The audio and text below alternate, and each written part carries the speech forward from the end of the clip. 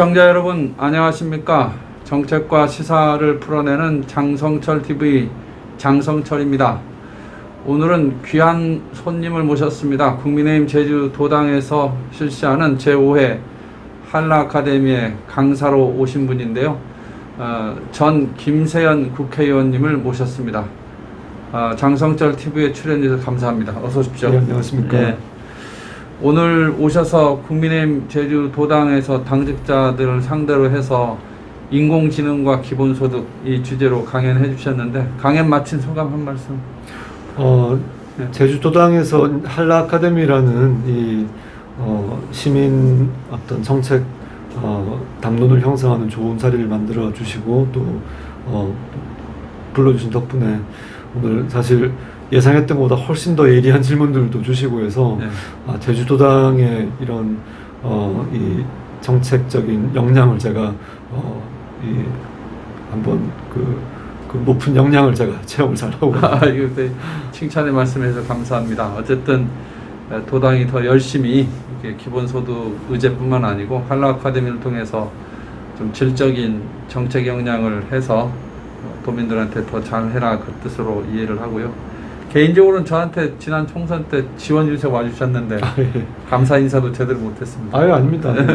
좀 더 그 여건이 나왔으면은 지금 의정 활동을 이미 하고 계실 건데 또 진정성은 도민들께서 다 알아주실 거기 때문에 또 이후에 또 좋은 결과들이 또 있을 거라고 저는 확신하고 있습니다. 오늘 뭐 강연해주신 주제이긴 한데 어쨌든 기본소득에 대한 의원님 구상 좀 잠깐 들어보고요. 앞으로 향후 정치 활동을 현재 뭐 쉬시는 건지 안 쉬시는 건지 잘 모르겠지만 앞으로 행보나 이런 거 관련해서 특히 대선 관련해서 뭐 갖고 계신 구상들이 있으면 제가 질문을 좀 해보겠습니다.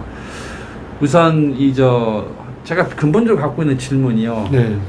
이게 어쨌든 그 인공지능 시대라 보니까 청년들의 어떤 일자리 문제라든지 또 그 노동 능력이 많이 상실된 노년층 이런 분들의 일자리가 굉장히 어려워지는 문제를 해결하기 위해서 이 기본소득 도입 논의가 된 거라고 저 알고 있거든요. 인공지능의 어떤 그 활성화 때문에 과연 일자리가 얼마나 줄어들었다는 그런 연구 결과들이 나온 게 있습니까? 2016년 다보스 포럼에서 그 발표되었던 보고서에 향후 5년간 벌써 이제 5년이 이제 거의 다 차가는 지났네요. 향후 5년간 그 새로 만들어지는 일자리가 200만 개, 없어지는 일자리가 700만 개 해서 총 500만 개 정도의 일자리가 없어진다는 보고서가 나와서 이제 충격을 다들 받고 했었는데, 실제로 그런 거시 데이터보다 우리 주변에서 그 지인들의 그 가족들 중에 또는 뭐 시청자분들, 친구분들 중에 또는 본인이 일자리를 예전보다 훨씬 더 구하기 어려운 상황이 된 것은 그 체감을 다들 하고 계실 거고요. 또 그 대표적인 억대 연봉자들이 그 많이 포진해 있는 금융업종 같은 데서 모바일 앱으로 요즘에 그 은행이나 증권 업무들 처리하다 보니까 금융기관 지점들이 엄청나게 많이 폐쇄가 되지, 점포가 많이 줄어들고 있지 않습니까? 그래서 여러 가지 또 뭐 조선 경기에 타격이 올 때 또 거기에서 억대 연봉자들이 또 많이 실직 상태에 놓이시고 등등, 우리 사회 전반적으로 일자리는 빠른 속도로 없어지고 있다. 특히 최저임금 올리면서 또 서비스 분야에서 많은 그 알바 그 자리를 포함한 일자리들이 또 없어졌고요. 그래서 지금 상태로 가면 아마 전통적인 의미의 일자리는 많이 없어져 갈 것이고, 코로나 이후에 그 배달이나 택배 그 노동자의 수는 이제 플랫폼 경제가 이제 그 활성화되면서 늘어났지만 이제 안정성이 다른 정규직보다 떨어지는 이런 특성이 있죠. 그 어쨌든 그러면 그 인공지능 때문에 생겨나는 일자리와 또 실제로 그 사라지는 일자리에 대한 비교 연구랄까요? 그 실증적인 연구 같은 것들이 국내에서 이루어진 적이 있습니까? 이전에 큰 기술 변화가 있을 때 일자리가 없어질 거라고 전망했던 거와 달리 실제로 더 많이 생겼다, 이런 식의 반론들이 계속 나오고 있는데 예. 이전에 예를 들어서 뭐 큰 기술 변화, 뭐 증기기관이나 컴퓨터나 인터넷이나 이제 이런 경우에는 이제 그게 타당할 수가 있지만 인공지능의 경우에는 기본적으로 인간의 판단을 예. 처음에는 보조하고 예. 나중에는 대체하는 이런 순서로 발전을 한다면 물론 이런 상황에서도 일자리가 계속 늘어나면 좋겠지만 낙관적인 전망을 하고서 대처를 제대로 안 하는 것보다는 다소 비관적일 수 있지만 그 전망을 받아들이고서 대비하는 것이 좀 더 현명한 자세라고 생각이 되어서 저는 후자 쪽을 택합니다. 우리 당내에서도 기본소득 추진 연구단 같은 걸 하나 만들어서 그런 실증적인 연구도 이렇게 겸하면서 정책을 다듬어가는 그런 일이 있으면 그렇게 하면 좋지 않겠는가. 네, 뭐 그럴 필요도 있다고 생각합니다. 예. 그리고 오늘 말씀하신 것 중에 이재명 지사의 기본소득하고 이렇게 비교하면서 기존의 인구수당이라 그랬죠. 아까 인구수당과 관련된 그런 복지성 지출 이런 부분들을 이렇게 합하면서 기본소득 도입을 논의해야 된다 하는 그런 걸로 1단계를 제가 1단계 구상을 전해 들었는데 그거하고 이재명 지사의 어떤 기본소득 구상하고 근본적인 차이는 어떻게 봐야 되는 겁니까? 제가 속해 있는 기본 모임에서 제시한 안은 1단계에서 월 30만 원 수준의 보편적인 기본소득을 지급하되 여기에는 각종 인구수당을 통합하는 방식으로 방금 위원장님 말씀하신 대로 아동수당, 기초연금, 여기에 이제 신설하자고 저희가 주장하는 청년수당 이런 부분들을 통합하면 비어있는 연령대에 추가적으로 지급하게 되면은 한 번에 5천만 명 기준 180조 원의 상당 부분을 이미 인구수당으로 지급하고 있기 때문에 추가적인 재정 부담이 좀 더 줄어든다는 면이 있고요. 반면에 이제 이재명 지사의 기본소득에서 제일 큰 문제라고 보는 거는 이 지사가 제시한 1단계, 2단계와 3단계의 폭이 너무 커서 즉 1단계는 소요 재원이 25조 원, 2단계는 50조 원 해서 1년에 50만 원, 100만 원, 한 달에 4만 원, 8만 원 주겠다는 건데 여기에 비해서 3단계는 훨씬 더 갑자기 뛰면서 한 달에 50만 원을 지급하려다 보니까 소요 재원이 2단계 50조 원 대비 6배로 급증하는 300조 원을 그냥 듣기만 해도 그건 좀 한꺼번에 너무 껑충 뛴다는 느낌이 드는데요. 너무 껑충 뛸 뿐더러 재원 마련 대책을 여러 번 공개 질의를 해도 거기에 대해서 답변을 안 하고 있고 더 큰 문제는 기존의 정부 지출을 줄이는 노력에 대한 언급은 전혀 없고 새로운 재원으로 이거를 지급하겠다고 하니까 재정의 지속 가능성이 거의 뭐 급속도로 파탄에 이르는 가능성이 너무나 높기 때문에 위험해서 도저히 받아들일 수 없는 문제라고 생각합니다. 정부의 지출이 증가한다면 결국은 뭐 세수로 들어오지 못하면 그러니까 정부가 국채를 발행해서 돈을 빌려와야 되는데 그런 경우에 민간 분야의 어떤 자금 조달 그런 여력 같은 거를 잠식해 들어가는 그런 부작용도 있는 거 아닙니까? 맞습니다. 이 인구가 줄어드는 상황에서 기본소득의 지급을 위해서 국채를 발행한다. 이거는 뭐 상식적으로 도저히 용납할 수 없는 성장의 토대를 깎아버릴 수 있는 그런 가능성도 있지 않겠습니까? 그렇죠. 미래 세대로 갈수록 더 빚더미의 규모를 급증시키는 거기 때문에 이거는 도저히 받아들일 수 없고요. 국채 발행으로 하겠다 받아들일 수 없고 증세를 통해서 세금을 더 받아들여서 하겠다. 이것도 여러 세원을 보더라도 제일 내국세 어떤 3대 축 중에 하나인 부가세가 제일 많이 거칠 때 80조 원이 거쳤는데 아까 50조 원에서 300조 원으로 하면 250조 원의 차액이 있어야 되는데 부가세를 2배로 올려도 이 중에 80조 원밖에 커버를 못합니다. 그런데 나머지는 어디서 구할 건지에 대해서 진지한 그런 고민이 없는 것 같아서 저도 이재명 지사 이렇게 논의하는 걸 보고 또 기본소득에 관련된 자료들을 이렇게 보면서 논의의 폭이 이게 세밀하지 못한 것 같아요. 그러니까 예를 들면 기본소득이라는 걸 크게 씌워놓으니까 이것도 기본소득, 이렇게도 기본소득. 예를 들면 요건 기본수당, 요거는 기초소득, 요거는 기본소득 이렇게 좀 단계별로 구분할 수 있는 정책적 의제가 있으면 좋은데 뭉뚱그려서 기본소득 월 10만 원, 4만 원 주면서도 기본소득 하니까 받는 사람도 기본소득 같지도 않고 뭐 그런 비판들이 많이 있습니다.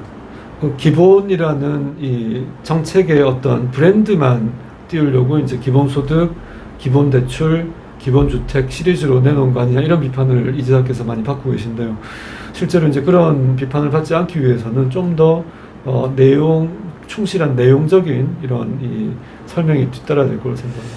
그리고 이게 기본소득 도입 논의하고 직결된 주제인데 그 많은 분들이 그냥 술자리에서 물어보는 거거든요. 뭐냐면 그러면 다 놀고 먹지 않냐?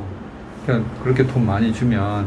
근데 우리가 그 본인이 평소 근로했을 때의 소득 대체율이랄까요? 혹은 근로의욕 동기부여의 문제하고 연관되는 문제인데 월 얼마씩 이렇게 많이 줘버리면 사람들이 일을 안 하려고 할 거 아니야. 그런 의견들이 사실 있거든요. 그 기본소득을 생활의 상당 부분을 이렇게 생활비 상당 부분을 충당할 정도로 충분히 지급하기는 어렵고요. 이제 네. 기본소득의 기본적인 조건 중에서 충분성의 요건이 있는데 사실 이 요건을 충족시키기에는 재정 부담이 너무 많이 뒤따르기 때문에 그래서 어쩔 수 없이 최소한의 수준이라도 안정적으로 지급되게 하자는 것이 이제 기본 모임의 입장이고요. 일하지 않고 돈을 받는 게 이게 어떤 윤리상 문제가 있다 이런 인식들을 많이들 갖고 계십니다. 이게 시장에 이런 노동 상품을 갖고 본인이 노동 시장에 진출할 동기나 동기가 이렇게 사라지거나 혹은 의욕이 상실되는 의욕을 갖지 않게 되는 그런 부작용이 있다 이거죠. 맞습니다. 그래서 그런 우려들을 많이 하시는데 저는 이게 이제 인간의 생산 활동이 예. 많은 부분 이제 잉여로 이렇게 분류되는 시점이 올 것 같습니다. 즉 인간의 노동력이 거의 안 들어가도 가령 과거 농업 시대에는 농업 종사 인구가 한 60-70% 예. 되고 여기에서 이제 근로에 대한 대가로 이제 임금도 받고 농산물 판매해서 이제 소득도 벌고 이렇게 하던 게 지금은 전 인구가 다 먹고 사는데 전체 인구의 뭐 한 5% 정도가 예. 농업의 종사도 다 커버가 되고 제조업이 비슷한 길을 걸을 거라고 생각합니다. 왜냐하면 이게 그 로봇이 들어오고 인공지능이 이제 접목되고 하면은 제조업 종사 인구가 지속적으로 줄어갈 거고요. 예. 그렇게 되면 어느 순간에 가면 노동과 노동 아닌 것의 차이가 경계가 무너지는 시점이 올 거라고 생각합니다. 요즘에 콘텐츠 크리에이터들 보면 유튜브나 그 인스타그램이나 틱톡에 이렇게 올려서 높은 조회수를 기록하게 되면 거기에 대해서 광고 수입의 일부를 이제 그 SNS 업체에서 지급을 하지 않습니까? 예. 실제로 이제 이게 본인들이 가령 개콘 폐지되면서 개그맨들 중 그 상당수가 유튜브 채널들을 개설하면서 여기에서 이 조회수가 막 몇십만 회, 몇백만 원씩 가면서 소득을 지금 벌고 있거든요. 그래서 이 유희와 노동 사이에 경계가 흐릿해지거나 무너지는 시점이 오게 되면은 노동인 것과 노동 아닌 것을 그렇게 엄격하게 구분하는 잣대도 이제 옛날의 기준이 되어버릴 것 같다는 생각이 듭니다. 그래서 굉장히 뭐 흥미로운 연구 주제가 될 것 같습니다. 예. 아까 강연하실 때 보니까 기본소득이 이렇게 도입이 되면 복지 업무가 이렇게 많이 통폐합이 되면서 공직개혁을 할 수 있겠다? 공무원 숫자를 좀 줄일 수 있겠다? 그런 말씀도 하시던데 그거 어떻게 연결이 되는 거죠? 기본적으로 피터슨의 법칙에 따르면은 모든 조직은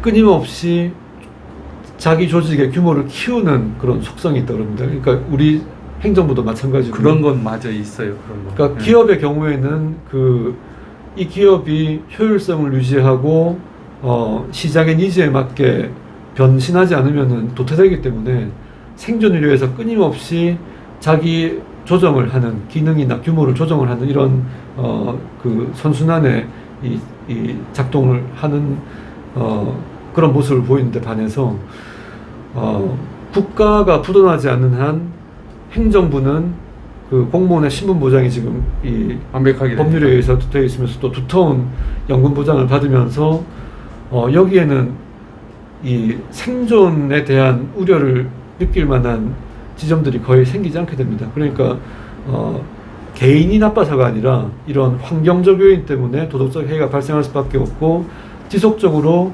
작년 예산에 플러스 알파를 해서 다음에 예산을 짜게 되고 이래서 불필요한 예산들이 너무 많이 쓰이고 있는 거죠. 그래서 이런 부분들을 계속적으로 이 효율화하고 최적화하는 작업들이 필요하다고 그 의원님 생각하는 말씀하시는 건 기본소득 도입의 논의와 공무원 감축 이런 것들이 다 상호 연관돼 있다 이렇게 봐도 되겠네요. 공무원 감축을 뭐 일시에 할 수 없기 때문에 연차적으로 30년에 걸쳐서 예. 퇴직자 수의 절반만 뽑으면 30년이 지나면 절반 정도 규모로 이제 그 공무원의 수가 조정이 될 거고 이렇게 되면은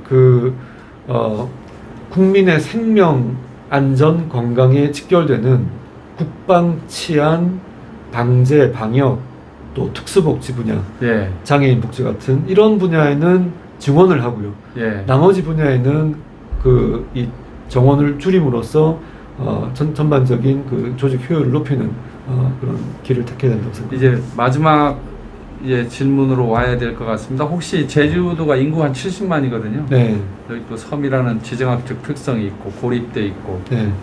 이 외부와의 어떤 단절이 있는데 이런 지역에 선제적으로 기본소득 도입 같은 정책을 이렇게 도입을 하게 되면 그 타당성이 있을까요? 일단 도의 재정 상황을 봐야 될 것 같고요. 예. 그래서 아마 지금 다른 어떤 재정적인 뒷받침이 충분치 않은 상황에서 급작스럽게 시행하는 것은 좀 무리가 있을 수가 있고 대신에 이제 이런 식으로는 아까 위원장님의 말씀 중에 좀 착안이 된 점인데 알래스카에 이제 원유 펀드가 있지 않습니까? 예.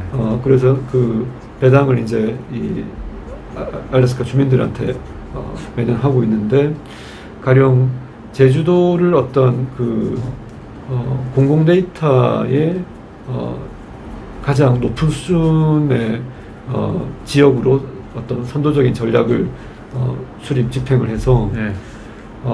도민들이 생활하고 경제활동을 하는 데서 만들어진 여러 가지 데이터들 그리고 이제 자연 조건과 관련된 데이터들을 이렇게 총 집대성을 해서 여기에서 추가적인 부가가치가 만들어지는 부분들을 그 수익을 이제 도민들한테 되돌려드리는 방식의 기본소득의 고안이 가능하지 않을지 이게 다른 시도면 이게 육지에서 서로 경계가 연결돼 있고 해서 여러 가지 이제 측정에 어려움이 있을 수가 있는데 제주도의 경우에는 그런 점에서 하나의 독립되고 완결된 경제 단위로서 그러니까 경제 공동체이면서 하나의 데이터 공동체로서 인식을 하고 여기에서 만들어지는 데이터의 가치를 한번 높여보는 이런 방식으로 접근하는 거죠. 그럼 어떤 공공에 관련된 데이터들을 이게 잘 모아서 거기서 파생되는 부가가치 네.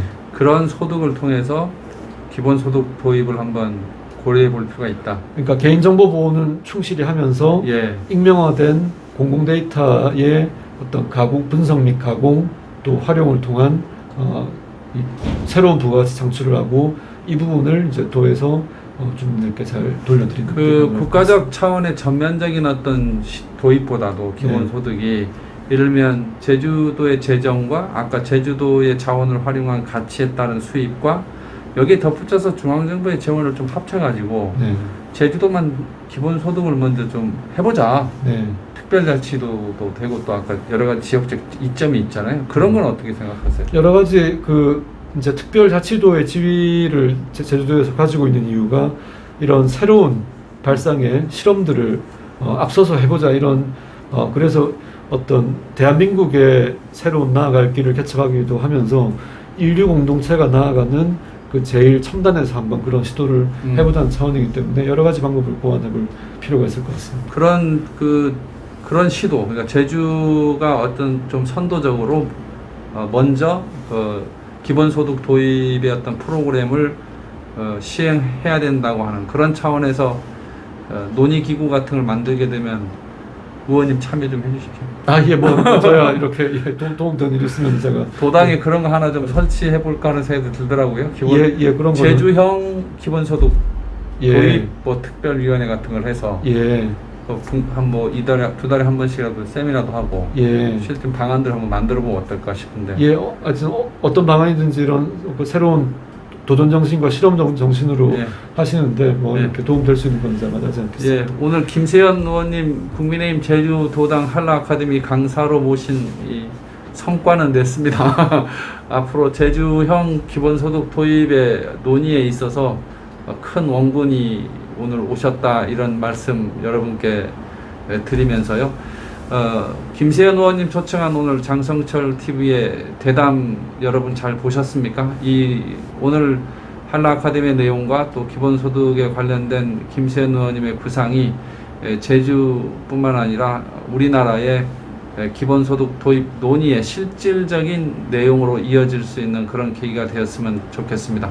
의원님 마지막 한 말씀 우리 장성철 TV 시청자분들께 한 말씀 해주시면 감사하겠습니다. 예, 이렇게 우리나라에서 아주 특별한 위치에 있고 또 특별한 입장에서 여러 가지 선도적인 혁신을 하기에 제일 좋은 환경에 있는 제주도에서 국민의힘 또 제주도당 위원장을 맡고 계시는 우리 장성철 TV의 장성철 위원장님께서 정말 큰 구상들을 많이 하고 계신 것 같습니다. 뭐 어떻게든 이런 혁신들이 성공할 수 있도록 저희는 뒤에서 열심히 돕도록 하겠습니다. 예, 여러분 시청자 여러분 오늘 고맙습니다. 감사합니다.